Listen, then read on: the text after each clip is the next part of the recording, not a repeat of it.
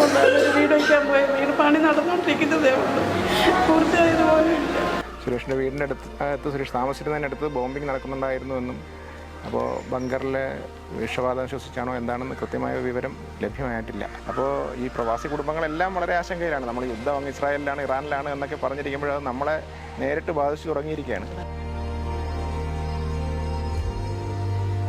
നമസ്കാരം. വളരെ വേദനയോടുകൂടിയും ഉത്കണ്ഠയോടുകൂടിയും ഒരു വിവരം പങ്കുവയ്ക്കുകയാണ്. തിരുവനന്തപുരം ജില്ലയിലെ കല്ലമ്പലം മുത്താനയിലാണ് ഞാനിപ്പോൾ ഉള്ളത്.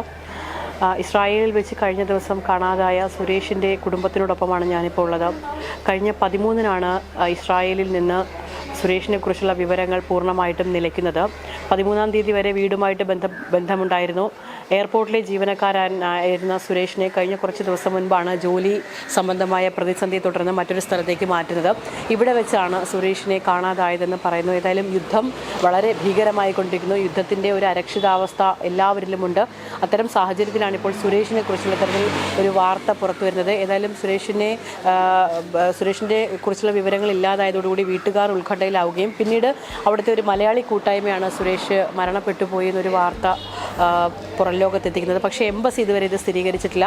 ഏതായാലും സുരേഷിൻ്റെ കുടുംബം നമ്മളോടൊപ്പം ചേരുന്നു. നമുക്കൊരു വീട് വയ്ക്കാലേ, ഒത്തിരി തറ അടപ്പുണ്ട്. അതൊരു വീട് വയ്ക്കാൻ പോയ വീട് പണി നടന്നുകൊണ്ടിരിക്കുന്നതേ ഉള്ളൂ, പൂർത്തിയായതുപോലും ഇല്ല. അതിന് വേണ്ടി മാത്രമാണ് എൻ്റെ കൊച്ചുകാരൻ പോയത്. എന്ത് സംഭവിച്ചെന്ന് അറിഞ്ഞിട്ടില്ല. അറിയാൻ വേണം, അവനെ നാട്ടിലെത്തിക്കുകയും വേണം. ഇപ്പോൾ എൻ്റെ കൂടെയുള്ളത് ചെമ്മരുതി പഞ്ചായത്ത് പ്രസിഡൻ്റായിട്ടുള്ള രാരിഷാണ്. ഈ ഒരു വിവരം ഇപ്പോൾ എംബസി സ്ഥിരീകരിച്ചിട്ടില്ല. എന്തൊക്കെ അറിയാൻ കഴിഞ്ഞ വിവരങ്ങൾ എന്തൊക്കെയാണ്?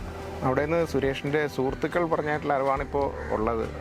ഈ മരണ വിവരം സംബന്ധിച്ച് സുരേഷിൻ്റെ വീടിൻ്റെ അടുത്ത് സുരേഷ് താമസിച്ചിരുന്നതിനടുത്ത് ബോംബിംഗ് നടക്കുന്നുണ്ടായിരുന്നുവെന്നും അപ്പോൾ ബങ്കറിലെ വിഷവാതം ശ്വസിച്ചാണോ എന്താണെന്ന് കൃത്യമായ വിവരം ലഭ്യമായിട്ടില്ല. സുരേഷിൻ്റെ വീട്ടിൽ നിന്നുള്ള വിവരം 13-ാം തീയതി വരെ ആയിരുന്നു കോൺടാക്റ്റ് ഉണ്ടായിരുന്നത്. അങ്ങനെ അതിനുശേഷം പിന്നീട് സ്ഥിതി വളരെ മോശമായിട്ട് വന്നിട്ടുണ്ടായിരുന്നു. അപ്പോൾ ശരിക്കും കൂട്ടായ്മയുടെ എന്തെങ്കിലും വിവരങ്ങൾ നേരിട്ട് അറിയാൻ കഴിഞ്ഞോ? ഇല്ല. അടൂർ പ്രകാശ് MP വഴി എംബസി വഴി ശ്രമിക്കുന്നുണ്ട് വിവരങ്ങൾ ലഭ്യമാക്കാനും ബോഡി നാട്ടിലേക്ക് കൊണ്ടുവരാനും ഉള്ള ശ്രമങ്ങൾ നടത്തുന്നുണ്ട്. സുരേഷിൻ്റെ ഭാര്യയും വിദേശത്താണ്. അപ്പോൾ അവിടെ നിന്ന് യുദ്ധ സാഹചര്യത്തിൽ അവർക്ക് എത്താൻ പറ്റാത്തൊരു സാഹചര്യമാണല്ലോ, അങ്ങനെയാണ്? അതെ, യുദ്ധത്തിൻ്റെ സാഹചര്യത്തിൽ ഇപ്പോൾ ഈ വിമാനങ്ങളടക്കം വലിയ പ്രതിസന്ധിയിലാണല്ലോ. നമ്മുടെ ഈ പ്രദേശത്തെ എടുത്താൽ പ്രവാസികളില്ലാത്ത ഒരു വീടുമില്ല. എല്ലാ വീട്ടിലും ആശങ്കയാണ്. യുദ്ധം നമ്മുടെ വീട്ടുമുറ്റത്തും അടുക്കളയിലും വരെ എത്തി നിൽക്കുന്ന ഒരു സാഹചര്യമാണ്. അപ്പോൾ എല്ലാവരും ആശങ്കയിലാണ്. സുരേഷിൻ്റെ കുടുംബം പ്രത്യേകിച്ച് അവർക്ക് നാട്ടിലൊന്ന് വരാനും സാഹചര്യങ്ങളുമായിട്ട് ഒന്ന് ബന്ധപ്പെടാനും ബന്ധുക്കളുമായിട്ടൊന്ന് അറിയാനും പോലും പറ്റാത്തൊരു വലിയ വിഷമകരമായ സാഹചര്യമാണുള്ളത്. കുട്ടികളും ചെറിയ കുട്ടികളാണ്. അപ്പോൾ ശരിക്കും പറഞ്ഞാൽ നാടിനെ ഒന്നാകെ തന്നെ വേദനിപ്പിച്ചിരിക്കുന്നല്ലേ, പ്രവാസികളടക്കം എല്ലാവരും? അതെ, പ്രവാസികൾ വളരെയധികമുള്ളതാണ് കേരളത്തിൽ. പ്രത്യേകിച്ച് വർക്കലയിലും ചെമ്മരുതിയിലും ഒക്കെ ഏതാണ്ട് എല്ലാ വീട്ടിലും പ്രവാസികളുള്ള ഒരു നാടാണ് നമ്മുടേത്. അപ്പോൾ ഈ പ്രവാസി കുടുംബങ്ങളെല്ലാം വളരെ ആശങ്കയിലാണ്. നമ്മൾ യുദ്ധം അങ്ങ് ഇസ്രായേലിലാണ്, ഇറാനിലാണ് എന്നൊക്കെ പറഞ്ഞിരിക്കുമ്പോൾ അത് നമ്മളെ നേരിട്ട് ബാധിച്ചു തുടങ്ങിയിരിക്കുകയാണ്. ശരിക്കും പ്രസിഡൻ്റാണ് ഇപ്പോൾ എന്നോടൊപ്പം ചേർന്നത്. അദ്ദേഹം പറയുന്നത് പോലെ ആ കുടുംബത്തിനെ അങ്ങേയറ്റം വേദനിപ്പിക്കുന്ന സംഭവം എന്നതിലുപരി നമ്മുടെ നാട്ടിലെ ഓരോ വീടുകളിലും പ്രവാസികളുള്ള വീടുകളാണ്. ഒരുപക്ഷെ യുദ്ധം വിദേശത്താണ്, അല്ലെങ്കിൽ ഇസ്രായേലിലാണ്, അല്ലെങ്കിൽ ഇറാനിലാണ് എന്ന് പറയുമ്പോഴും അവിടെയൊക്കെ നമ്മുടെ കുടുംബങ്ങളുമായി വളരെയധികം ബന്ധങ്ങൾ ചേർന്ന് കിടക്കുന്നു. ഈ സാഹചര്യത്തിൽ അങ്ങേയറ്റം വേദനയോടുകൂടി തന്നെയാണ് സുരേഷിൻ്റെ ഈ വിവരം പങ്കുവയ്ക്കുന്നത്.